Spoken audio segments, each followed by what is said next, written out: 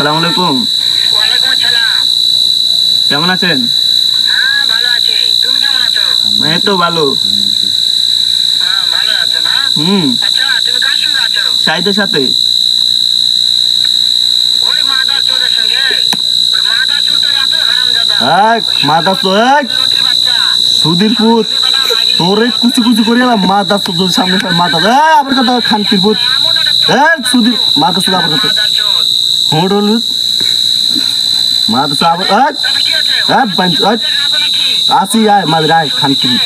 ওই শালা চোদের বেটাকে শুনে শুনে আমি বেশি বলবো।